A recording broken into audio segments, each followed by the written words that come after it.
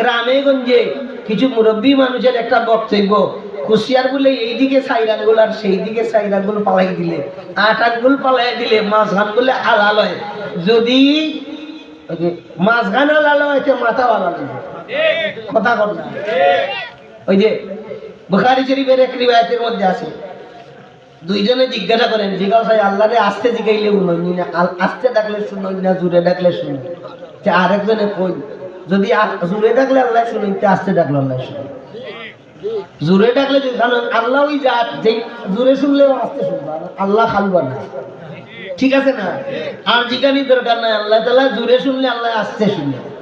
সম্মানিত হাজিরিন, মাছের যদি মাছখানা লাল হইতে মাথা কেমনি আরামি প্রত্যেকে এটা পাইলেন আমাদের দেশের মা বোন বাবা চাচারা, যে এই মাথায় 4 আঙ্গুল আর সেই মাথায় 4 আঙ্গুল ফালাইয়া দিলে মাছখান হালাল হইয়া যায়। এই কথার কোনো ভিত্তি নাই। কুশিয়াইটা মাছ নয়, এটা খাওয়া হালাল নয়। পরিষ্কার হয়েছে ও ভাই? কথা পরিষ্কার হয়েছে? এখন আসেন মাছ, চিংড়ি। চিংড়ি, চিংড়ি মানে ইসা, ইসারে তো মাছ কয়। ইসা কিটা? ইসা মাছ না নি? আর ইসা খালি মাছ নাই তো, ইসা এটা it is international fish of world. সারা দুনিয়ার সেরা মাছ হইল কিটা? ইসা মাছ। ইসা মাছ খাওয়া নিঃসন্দেহে হালাল। আর ওটা আছে হাঙ্গাটা লবণ কইনি, এটাও তো মাছ, এটা বেশি নাই, পানির মধ্যে পাইয়া পাইয়া থাকে, এভেলেবেল নাই, এই জন্য কেউ খায় না। হাঙ্গাটা লু এটাও খাওয়া কিটা? এটা মাছ, এটা খাওয়া হালাল। কথা পরিষ্কার হয়েছে? রিমাত আলাইকুমুল মাইতাতু ওয়াদ দাম। কখন আরেকটা কথা জানার দরকার, আপনাদের ভালো লাগতেছে না? যে ইসলামের জরুরি কথাবার্তা, ইসলামের খাবার দাবারে ইসলামী বিধান, বিশেষ করে হানাফি মাযহাব খুব সতর্ক অবস্থানে আছে। জি, বামাস এটা মাছ, এটা মাছ, এটা মাছ, এটা মাছ, আরো কত জাতের মাছ। আপনি কয়টা মাছ দেখছেন? আমি সব মাছ চিনি না। এটা খাওয়া হালাল মাছ তো না? যেটাই মাছ এটা খাওয়া হালাল, যেটাই মাছ এটা খাওয়া কি? এটা হালাল। যেটার এই মাছ কয় এটাই খাওয়া কি?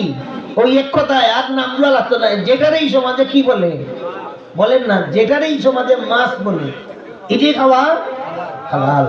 সারা দুনিয়ার মানুষে ইসারে মাছ খায়, সারা দুনিয়ার মানুষের মুসলমান সবাই ইসারে কি বলে, এই জন্য মাছ খাওয়া হালাল। মাছ যদি এমনি গজবে মারা যায়, অন্য কোনো কারণে না, এমনি বেমার মার ছাড়া, মানে এমনি মারা গেছে, এমনি মারা গেছে। মারা যাওয়ার পরে যদি মাছের পেট ফুলিয়া, পেট পুকুরে দিয়া ফিট করে দিয়া যায়, ওই মাছটা খাওয়া হারাম। বুঝাইতে পারছি?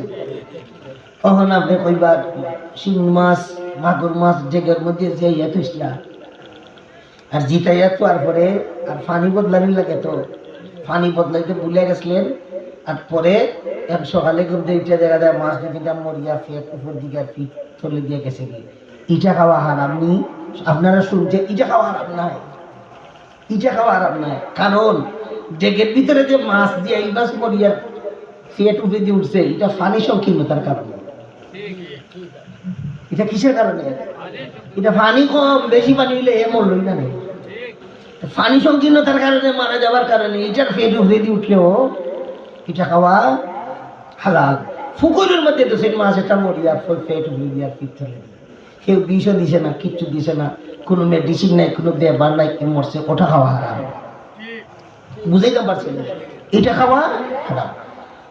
আর এমনি মাছ মারা গেলে মরা মাছ খাওয়া হালাল। হালাল মাছ আল্লাহ তাআলা হালাল করে দিয়েছেন।